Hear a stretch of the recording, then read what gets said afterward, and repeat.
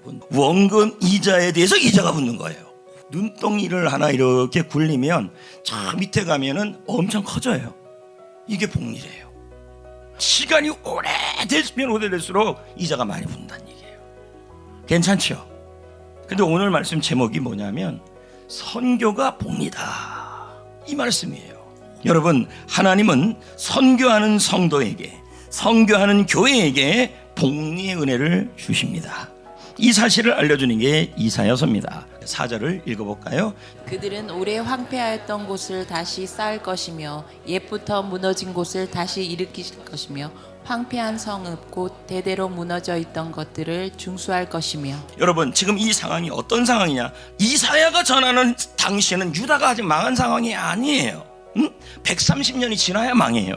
그런데 장차 유다라는 나라는 바벨론에 의해서 무너질 것이고 유다 백성은 수억만리로 잡혀간다는 거예요. 그런데 그들이 다시 고향으로 돌아와요. 그래서 예루살렘 성전을 작지만 지어요. 그리고 그곳에서 말씀 교육이 일어나는데 문제는 포로에서 끌려온 상태니까 아직 이 상황이 뭔가 남을 도울 만한 상황은 아니라는 거예요. 그 상황의 배경이에요.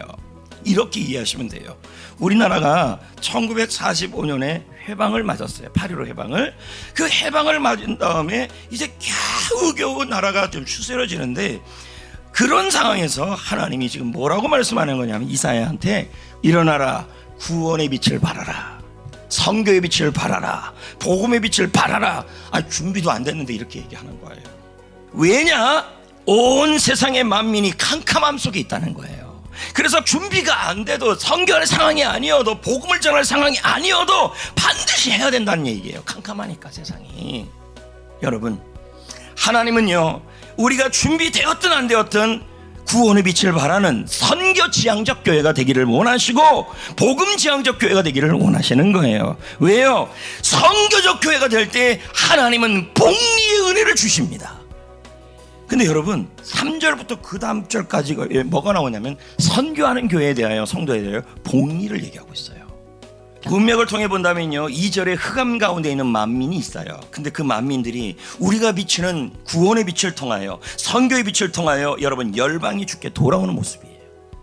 여러분, 우리가 구원의 빛을 바라고 선교의 빛을 계속 바라면요, 우리가 받을 수 있는 첫 번째 이자와 복리가 있는데, 그것이 뭐냐면 열방이 주께 돌아오는 모습을 보게 된다는 얘기죠.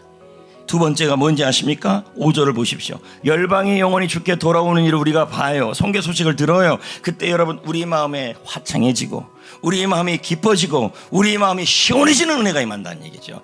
영혼의 행복이에요. 세 번째, 복리가 임해요. 이걸 현대어 성경은 이렇게 번역을 해요. 해상의 무역선들이 내게 대량의 보화를 쏟아놓고 세계 만민들이 내게로 온갖 보물을 가져올 것이다. 복리입니다. 복리. 여러분, 선교는 복리입니다. 열방이 주께 돌아오는 것을 봅니다. 마음이 화창해집니다. 선교하는 성도들에게는 물질의 은혜가 임합니다. 교회도 풍성해집니다. 준비돼서 하는 게 아니에요. 그럼 어떻게 해야 될까요? 1절을 보겠습니다. 일어나라, 빛을 발하라. 주님이 뭘 비추고 있다는 말이에요? 구원의 빛을 비추고 있다는 거예요. 그러니까 구원의 빛을 비추니까 뭐 해야 되는 거예요? 구원의 빛을 네가 일어나서 선교할 상황이 아니어도, 복음을 전할 상황이 아니어도 구원의 빛을 일어나 선포하라, 전하라, 도와줘라, 이 뜻이에요. 이게 우리가 할 일이라는 거예요. 준비돼서 할 일은 아니라는 거죠. 여러분, 선교는 하나님이 하십니다. 하지만 우리가 구원의 빛을 비추어야 합니다. 어떻게 해요? 두 가지입니다. 첫째, 선교사를 위해, 개척교회를 위해 대그룹 모임 때 셀별로 강력한 기도 후원을 하셔야 합니다. 기도만큼 중요한 게 없어요. 두 번째는 뭡니까? 물질적 후원을 하셔야 돼요. 선교사님들을 위해서, 개척교회를 위해서. 오스왈드 스미스 목사는 말합니다. 전도하지 않는 교회는 하석처럼 되고 말 것이다. 만일 세계 선교 복음화 시키는 것이 하나님의 뜻이라면 당신이 선교 헌금에 참여하는 것은 하나님의 뜻을 이루는 것이다. 이렇게 말합니다. 여러분, 선교는 복리입니다. 선교는 중간에 그만두면 안 돼요. 계속 그런 자들에게 열방이 주께 돌아오고 마음이 기뻐지고 물질의 복을 받고 교회가 풍성해집니다. 여러분, 선교사님을 위해서 기도해 줍시다. 선교사와 방송 선교를 위해서 협력 후원합시다. 선교는 복리.